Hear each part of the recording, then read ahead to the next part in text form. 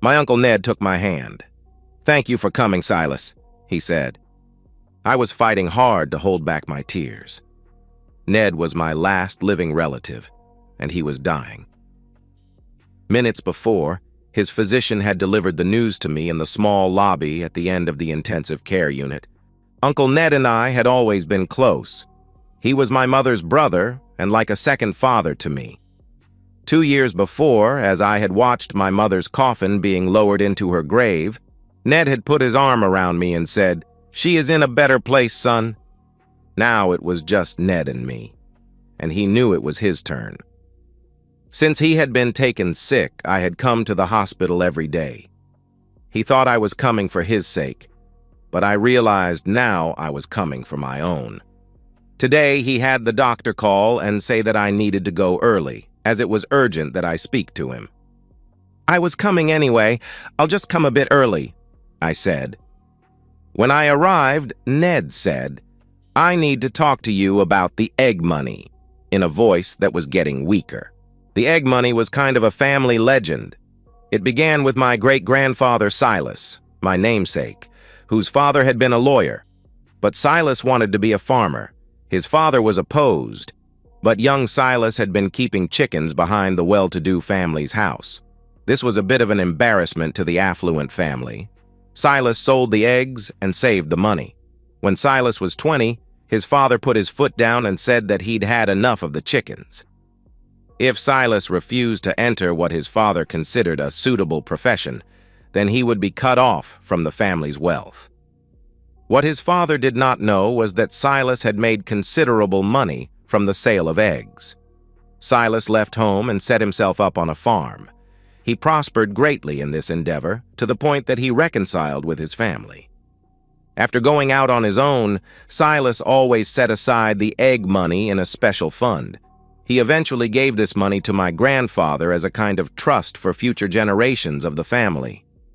My grandfather had 2 children, my mother Sonia and my Uncle Ned, to whom he entrusted the egg money, as it was called.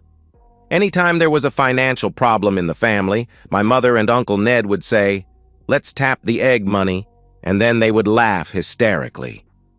Perhaps it was because of the laughter that I saw the egg money as a kind of joke. Ned was a lawyer like his grandfather, Silas's father.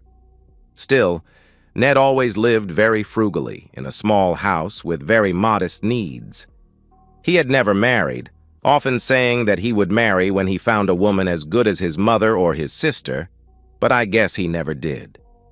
"Uncle, if there is nothing in the egg fund, I do not care. I am here for you, not money," I said. "I know that, and that is why I called you. Next month you will marry Nancy, and, well, as good as she seems and as pretty as she is, there is something there I just cannot trust. It is said that you do not know your spouse until you have been married for a long time," Ned said, and then paused before continuing. "On my desk at home, you will find my will and all the information on the Silas Stevenson Family Trust. Please do not tell your wife about it until you are completely sure of her and have been married for at least 5 years. Promise me this, and I will go to my eternal rest in peace." What could I do? I made my uncle the promise he sought. It was, I believed, a small, unimportant matter. I was to be proved very wrong. I stayed another hour with my uncle. During that time, he seemed to go to sleep, but then monitors beeped and buzzed. My Uncle Ned was gone to join my mother and his. 3 days later, I buried my uncle in the family plot next to my mom and dad. Their parents were there, as was the entire family in the little cemetery outside of Messina. Nancy, my fiancée, did not make the funeral. She had final exams. Nancy was then a 4th-year medical student. Nancy and I had been together for about 2 years. She and Uncle Ned had never clicked. Nancy can be a bit off-putting. She is a very driven person. From high school on, she had been focused on becoming a doctor. She made every sacrifice called for. It left her a bit socially stunted. She is a pretty woman. Some might even say beautiful, at 5'6" with shoulder-length blonde hair. She had the figure of a cheerleader, but the personality of a computer geek. She was not the best at math, which is how we met. In college, I was a tutor for those challenged by calculus. Nancy was assigned to me. She needed good grades to get into med school, and that meant not just passing calculus but doing very well. Somehow, we just seemed to connect. My ambition was to teach. We were both dedicated to helping others. Neither of us had much relationship experience. We started what I would call study dating. We would get together to study and end up at the coffee shop. Gradually, we began necking on the way home. On the night I got the news of my mother's death, I was with Nancy. The following day, I asked her to marry me, but we put off the nuptials until I graduated and found a teaching job. A week after Ned's funeral, I opened the drawer of my uncle's desk and discovered he had left me a great burden. There, neatly laid out, were his last testament and the records of a trust to which I was the sole beneficiary. The monthly statements of banks and brokers said it all. The Stevenson Family Trust contained almost $7 million. Nancy and I had been living together for several years while she completed school. I obtained my teaching certificate and the wedding was planned for the following month. I would be supporting us on my teacher's salary while she completed her degree. She still had a long road ahead, as she wished to become a surgeon. The money I had inherited would make life easier, but I had promised to keep it a secret. I also saw the egg money as a kind of personal obligation, something to be handed down to our children. I didn't tell Nancy about the trust fund and instead took the money to an investment firm in Manhattan. If we needed something, I would dip into the funds, always making it seem like I had borrowed the money and was struggling to pay it back. In a way, that was true. I intended to repay the trust as best I could. Her parents threw us a fine wedding, but I refused their offer to pay for a honeymoon. I took us to an expensive Caribbean resort, telling Nancy that Uncle Ned had left me a bequest for our honeymoon. And that was the truth.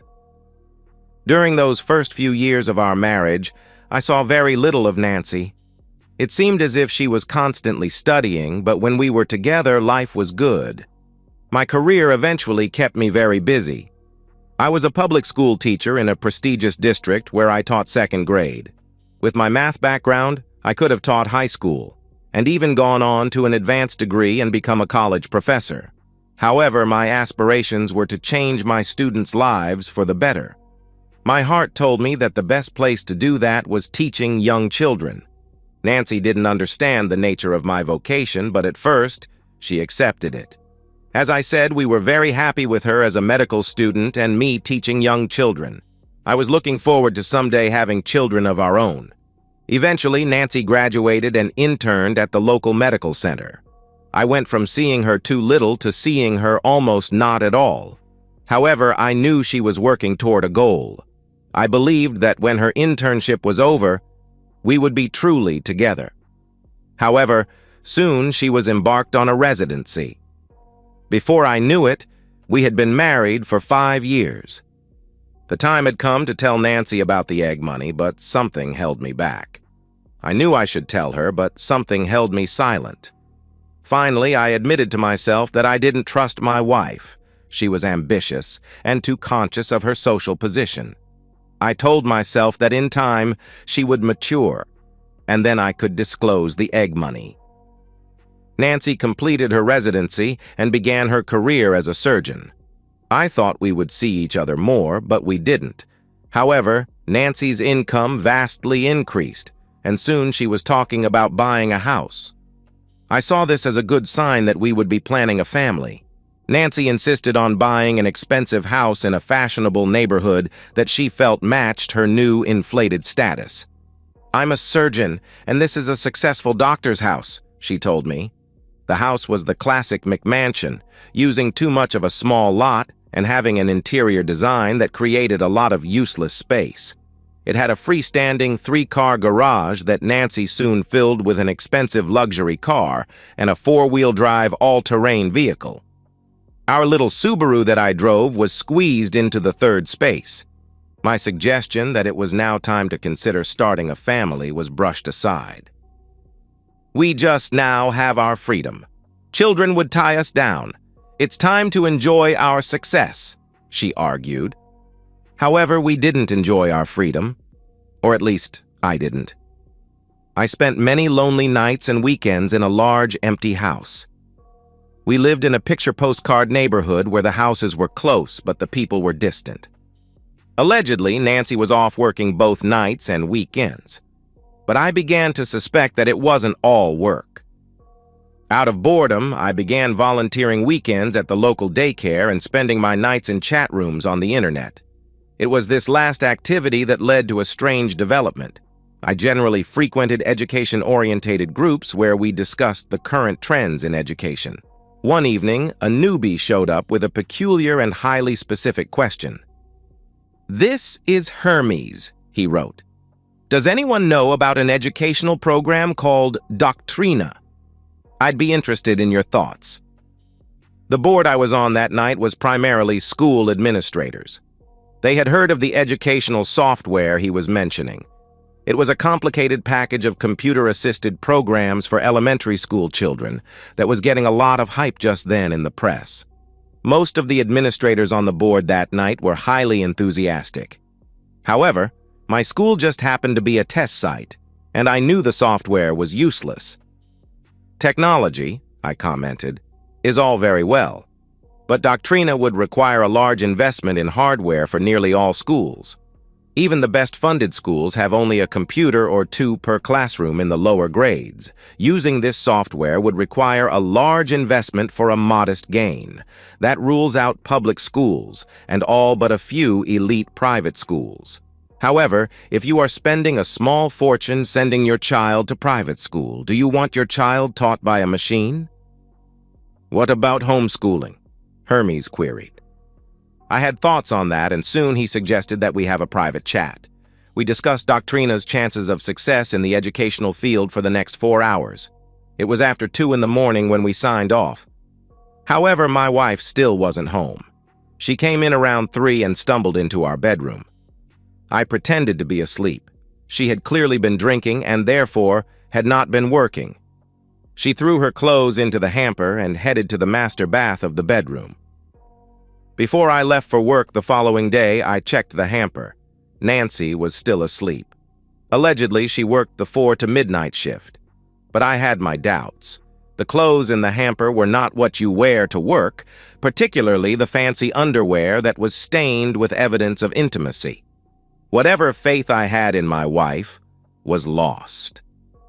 For the next 2 weeks, I went around in a kind of fog, wondering what had become of my life and trying to determine a course ahead. What had gone wrong? Was it something I did or didn't do? Was it one man or many? Should I confront her? Should we try counseling?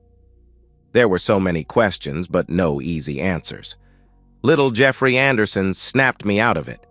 He was a bright young boy, but he was struggling. He had definite reading problems and was having trouble with pronunciation. I suspected a learning disability. We didn't have the facilities to adequately test him at our school.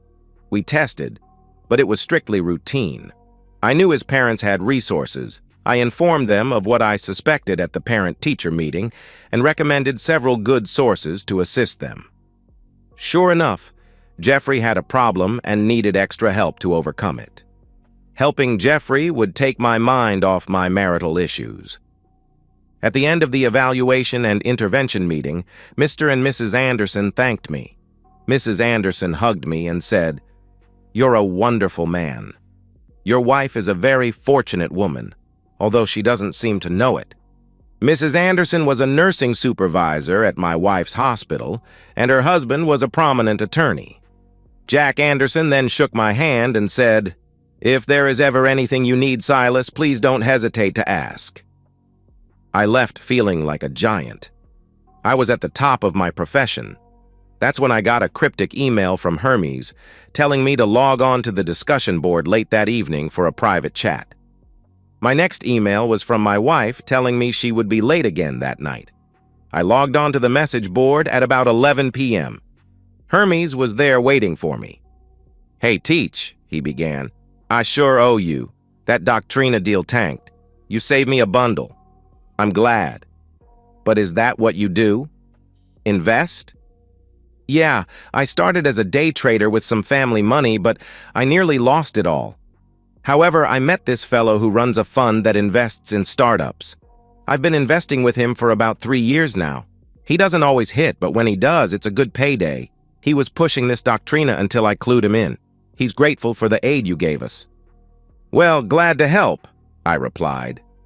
Look, my friend and I discussed it, and well, we have a deal that's a real long shot. If you're interested, I can give you a piece of my buy-in. The minimum buy-in is $500,000. I'll let you have a share of my piece, any amount you want, up to $5,000, he said. Well, I guess I could invest part of the egg money, I typed. Ha, that's good. Egg money. I didn't know this guy, other than talking over a message board, but something was pushing me that night. I was on a high from my success with Jeffrey Anderson, and at a low because I could sense that Mrs. Anderson knew what my wife was up to behind my back. You know, friend, I wrote, I'll come in, but I want a full share. $500,000. Seriously? You're a teacher? Like I said, I have egg money. Eggs? Who knew? But what's this company called? The company's called Odeo, but we're investing in the spin-off. They're calling it Twitter. Yeah, I know, silly name. It was a very silly name, but I guess you know what happened. I was in without any idea what I was into. If Hermes had explained what it was, I certainly would have passed. It was, in my view, a silly idea to go with the silly name. It was to be the first of several silly ideas. Sometimes they tanked, but when they hit, the returns were great. 5 years after buying into Twitter, I was watching my wife from across a ballroom. Things between Nancy and I had gone downhill. We were at a fundraiser and holiday party for the hospital. Everyone was in formal dress except for the teacher. I was in my best blue suit, and I could feel my wife's embarrassment. For her part, she was hanging on the arm of a young surgeon, her latest lover. Soon the dancing would begin, and she would be in his arms dancing too close to be respectable. I should have cared, but divorce was definitely in the cards. The trouble was that I was far too wealthy at the moment. I was wealthier than any man had a right to be. I had concealed this wealth, but I could not see how it would not come out in a divorce and disrupt my life. It was a strange set of circumstances that had brought me to this place in my life. I had been secretly using the egg money to do good, but exercising great care to avoid disclosing my possession of that money. However, fate was not yet through with the egg money, or me. Mr. Stevenson, a woman said, taking hold of my arm. I turned from watching my wife to find Mrs. Anderson at my side. Oh, hello, Mary, I said. I should have known you would be here. Congratulations on being named head of nursing. Thank you, and if you wouldn't mind, I'd like to introduce you to several people. She led me to a small group. You know my husband, Jack, and this is Leslie Dumont, our hospital president. Her husband, Arthur, and Donna. Miller, I said, interrupting her. We're old acquaintances. Mary turned to Donna. Oh, you know Mr. Stevenson? Yes. Silas is a volunteer at the daycare I use. I'm afraid I've imposed on him several times by being late for my pickup. Donna was a short woman with a round figure. Not exactly fat, but with wide hips and voluminous breasts. Like the old drawings of sexy wood nymphs, I thought the first time I saw her. I was entranced by her silky black hair cut short to frame her beautiful round face. She had 2 children enrolled in the daycare center where I volunteered. She was a registered nurse at the hospital, working weekends to avoid night shifts. She had little help at home, since her husband had died 2 years prior. The weekend daycare is very limited and hard to maintain due to reduced demand and significant expense. Our daycare ran 7 days a week due to a grant from a mysterious foundation with an odd name, the Ovum Foundation. It's never an imposition to help out a beautiful woman in need, I said, invoking a laugh from the group and a shy, embarrassed smile from Donna. The lawyer, Jack Anderson, stepped right in, saying, Very well put and obviously true, since it comes from the best educator I know. someone who has committed himself to excellence. Now it was my turn to give an embarrassed blush, but Mary Anderson immediately began explaining to Donna and Mr. and Mrs. Dumont how I had spotted Jeffrey's learning problem and helped fashion an intervention plan for him. "Jeffrey starts middle school next year, and he's top of his class thanks to this man," she said, leaning into me and giving me a hug. Excellence in one's profession is something we all aspire to, but few of us achieve, author Dumont noted. Then Mrs. Dumont added, "However, some let their baser natures guide them." As Leslie Dumont said this, she was looking across the room to where my wife had begun to dance with her new lover. I didn't believe my wife's activities were entirely secret, but it seemed then that they were far more widely known than I had believed. At that moment, Donna said, "I'm going to be forward here and ask this excellent gentleman to dance." That's how I came to first hold Donna Miller in my arms, a woman who from that moment seemed to perfectly fill the space between my arms and the emptiness in my life. I drove Donna home that night, leaving my wife to find her own way back to the house we sometimes shared. Donna lived in a small salt box house on a side street. She invited me in for coffee. I watched her lovingly check on her children asleep in their beds. Then she paid the young girl who babysat for her, pulling the cash from a small purse in her pocketbook. The little she paid the girl left the purse empty. Once again, my attention was drawn to how often there was a distinction between domestic happiness and financial wealth. We sat in her kitchen drinking coffee until the early hours of the morning. I pushed her to tell me about her life. She told me about her childhood and attending nursing school, and then about meeting her husband and falling in love. She spoke of giving birth to first her son and then her daughter. All this flowed out of her like a spring-flooded river racing to the sea. Then it hit a dam, and she slowly told me of her husband's tragic death. She and the children were in the car with him, traveling to visit his elderly mother when a truck jackknifed and killed him and injured her. Fortunately, the kids were safe in the back, but Jason died, and I was 3 weeks in the hospital. The truck was in some corporate thing that had little insurance. Jason's settlement was soon exhausted on our living expenses that first year. She tried to gloss over the hardship she faced on the death of her husband, but I wouldn't let her. I made her tell me it all, knowing that the telling was relieving the burden of it. "I don't know what I would do without the reduced daycare I was granted by the center where you work," she said. "I wonder how they manage it." "Oh, you know. People like me donate some time, and parents like you help out. Plus, we have benefactors." "Yes, I'm very grateful to you," she said, covering my hand with hers and giving it a squeeze. "And I'm very grateful to that Ovum Foundation. I should write them and tell them how much they have helped me, and how grateful I am." "Oh, I'm sure they know," I replied. "Well, I'd still like to tell them. Could you get their address for me?" she asked. "I'll work on that, but it's very late, and I should be going." "I think you're wrong. In fact, it's very early, but I'll let you go if you promise to come back and tell me all about yourself and not let me do all the talking, as I did last night." I made that promise, and I intended to come back. At home that night, I found my wife waiting for me. She was furious and bent on a fight, but I had no reason to give her what she wanted. "Look, I'm tired, and whatever your problem is, I'm going to bed." "Oh, no, you don't.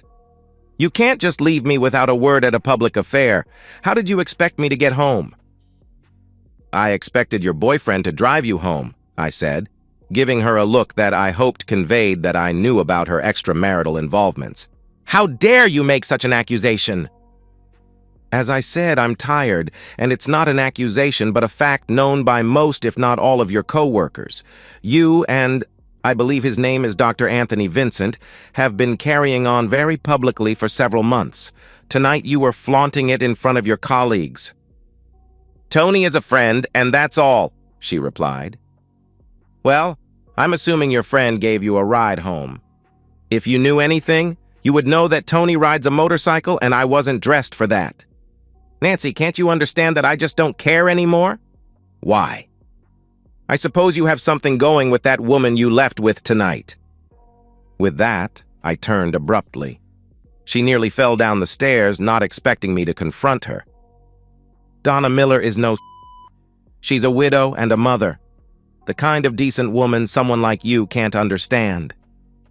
She wasn't expecting a defense of Donna, and as she grabbed the banister to keep herself from falling, I could see something cross her face, a mixture of fear and loss. But then she regained her anger, and as we reached the top of the stairs, she said, "You hate me because of my success." At the door to our bedroom, I turned on her again, out of curiosity, not anger. "Why would you think I hate you?" I asked. "Because I'm a prominent surgeon and you are an unimportant grade school teacher." I could only shake my head as I entered the bedroom and prepared for bed. Apparently, she thought she had scored a point with her last statement. "All this is mine, you know," she asserted. "The house and everything in it. The Mercedes and the SUV, the money in the bank accounts, and our $41,000 are all from my earnings." But not the money in the egg fund. Not a dollar came from her of the tens of millions that earned more in a week than she earned in a year.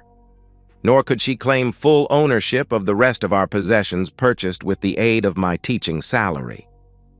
However, I felt only disappointment that she had placed things before love in our marriage. "Why, Nancy? How can you be so fixated on material things?" I asked. As I said this, I thanked Uncle Ned for his advice. I had kept the egg money my secret because I could not be sure of my bride. I entered the bathroom in the master suite and locked the door behind me. Nancy first tried the door and then yelled through it, "In a divorce, I'll see that you don't keep anything!" Then, thank goodness, she went quiet. She wasn't there when I finished in the bathroom and re-entered the bedroom. I shrugged and went to bed. The day after Thanksgiving, Nancy effectively put a knife into our marriage. We had spent the holiday at her parents', with my Nancy pretending we were the loving couple. When the food was served and her mother finally sat down at the table, the first words out of her mother's mouth, with all the family listening, were, "Silas, when can I expect to see some grandchildren?" "Ask your daughter," I replied.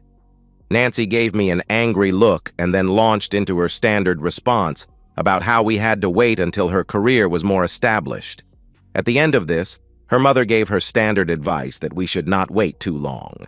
The following day, Nancy assured us that we had waited too long. "I'm going away for Christmas break," she informed me. "Where is it you propose we go?" I asked. "Not we. I'm going with a friend." "This is a male friend, I assume." "None of your business," she hissed. "Well, it's not Tony Vincent because I heard he dumped you for a younger model." She became incensed at this and stormed out of the house. I sat for a while and then decided to call a travel agent. "Yes, I can book that trip," the woman informed me. "But I have to warn you that it can come at a steep price over Christmas week, and that's without the park admission and ride fees. Just make the reservation, but hold the final commitment until the lady says yes," I told her. I had been seeing Donna fairly frequently over the past year. I had often taken her and her kids to dinner when she came to pick them up from daycare on the weekends. The children had become familiar with me. There was Daryl, 6, and Cheyenne, 4. Daryl was named after his paternal grandfather, and Cheyenne was named after Donna's mother. Although Donna and I had become close, there was no physical relationship. It wasn't that I was holding back out of some misguided morality. As far as I was concerned, I owed nothing to Nancy or our marriage. But I could sense the conflict within Donna, the good wife still trying to recover from the death of her husband. It was in this vein that I asked Donna and her children to accompany me to Disney World in Florida over Christmas week. I first broached this to Donna out of hearing of the kids. She was immediately reluctant. "Do you think it wise?" she asked. "If you're worried about my wife, don't be. She informed me she'll be vacationing with a friend." "No, that wasn't my concern. I was considering the expense." "Well, don't concern yourself. I have money set aside for just such occasions." When we told the kids, they were thrilled, but it occurred to me that Donna already knew my wife would be no problem. What she knew was something I would have to explore. I did one other thing. I called and hired a private investigative firm, a large firm, and one with the resources to follow my wife on her trip. Again, someone reminded me of the expense, and I assured them it would be no problem. "How about I send you a $25,000 deposit and you bill me weekly?" With my wife being followed, I prepared for the end of the school term and my vacation. For the first time in years, I was looking forward to Christmas. We flew to Orlando on Christmas Eve. The trip with 2 small children was exhausting. The suite I had booked had 2 large bedrooms, and Donna took one with the children. I slept alone in a king-size bed. The kids woke us early on Christmas Day, raring to go. We spent a day on the rides and wandering the park. However, by late afternoon, we were all worn out. It was a hectic day in the park, but I hoped for fewer crowds for the rest of the trip. Not long after an early dinner, first Cheyenne and then Daryl fell fast asleep. I opened a bottle of wine from room service, and Donna and I settled in on the couch. Donna took a sip of wine and then excused herself. I figured she was tired and heading for bed. Donna returned in a sheer baby doll nightie. I was stunned and barely managed to stutter a, "What the hell?" "Oh, you don't like it?" she teased, holding the hem out from her sides and doing a little twirl. When I first saw her, I thought she looked a bit like a classic intimacy nymph, but seeing her this way, I knew she was the sexiest nymph there ever was. As she came to the end of her little turn, I jumped up and grabbed her. The intimacy that followed cannot be described. There seemed no material end to our passion, and that was because it wasn't just passion. We each knew the other had fallen in love without intimacy. We now advanced to a state of physical intimacy that many aspire to, but few achieve. Exhausted in the early hours of the morning, we lay holding each other, and I asked her, "Why now, Donna?" "Because I love you, and I've wanted you for some time and knew you wanted me. But you respected him and me enough to wait." I knew the him of which she spoke was her dead husband. We slept then, and it was not until almost the last day, sitting at a small cafe drinking overpriced coffee, that I asked her what she knew of my wife's new friend. Her children were playing nearby, and she was watching them and not looking at me while she spoke. "It's Dr. Sherman, and it's a bit of a scandal, I'm afraid." "Not Thomas Sherman, surely. He's the hospital's chief of medicine." "Yes, that Thomas Sherman," she replied. "But he's happily married, and he must be at least 15 years older than Nancy," I argued. "More like 20, and rumor has it that he was just having a fling with a younger woman until his wife caught him with her in bed and threw him out. Now they say he's trying to put a good face on it. However, no one believes he will last long with the hospital." She opened. Then, realizing what she had said about my wife, she turned to me red-faced and apologized. "Don't fret yourself. She's that and more," I admitted. I didn't want to go home, but I knew we had to. We arrived home on New Year's Eve just in time to celebrate the ball drop. I didn't go home that night but stayed at Donna's.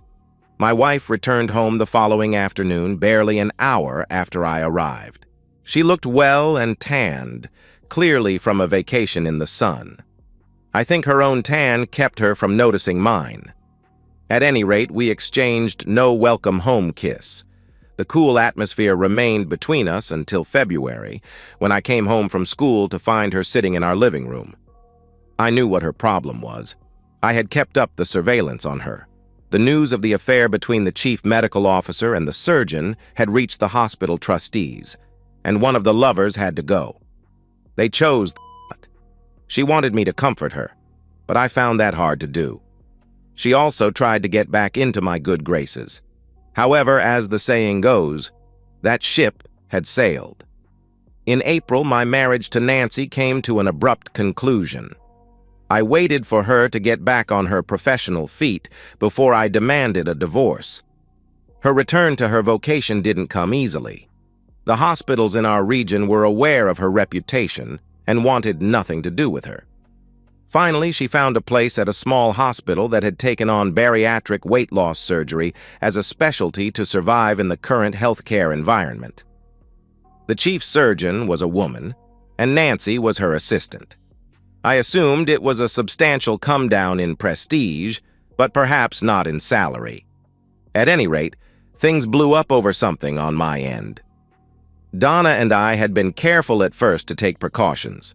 When we got back from Florida, Donna went on the pill, or more precisely, a patch of some kind. I am not knowledgeable enough to know what went wrong, but she was pregnant, and I couldn't have been happier. With her working in a hospital, the news quickly got out. I came home one afternoon from school, intent on changing and departing for Donna's residence.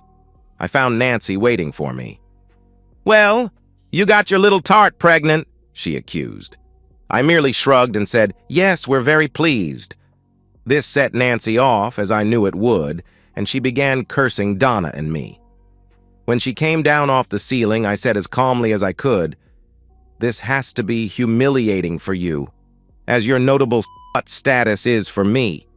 But if you want to mitigate the pain, I suggest you divorce me as quickly as possible." "You bastard! You're not even ashamed."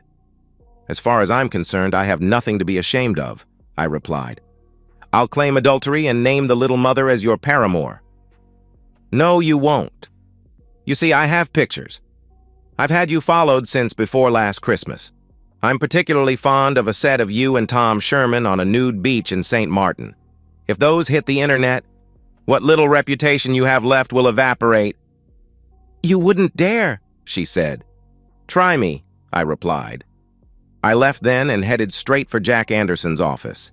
He had been expecting me for some time. Seated in his office, he said, "You know she's going to ask for everything." "She can have it all except the egg money, but I want it done quickly, obviously," I said. "She can't reach the egg trust. It's irrevocable, and you took my advice on transferring your financial profits into it slowly over time," Jack told me. "Good, let's get it done." Donna was not so sanguine. "How can you give her everything? You need to fight this. I'll lend you money for the lawyers. I can take a second mortgage on this house. I don't care a fig about my reputation. But I won't let you destitute yourself on my account." I brought a bottle of expensive champagne with me. "Here, let me pour you a glass of this. You will probably need it," I said. She was seated at her kitchen table and rose to stop me. "No!" she demanded. "I'm pregnant and we can't afford it."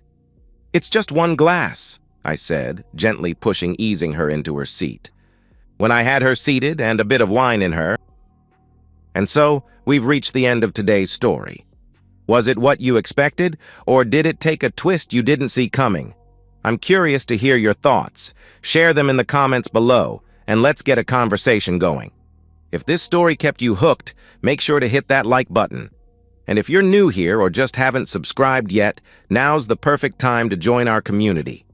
I bring you fresh, captivating stories every day, so click that subscribe button and turn on notifications so you never miss out.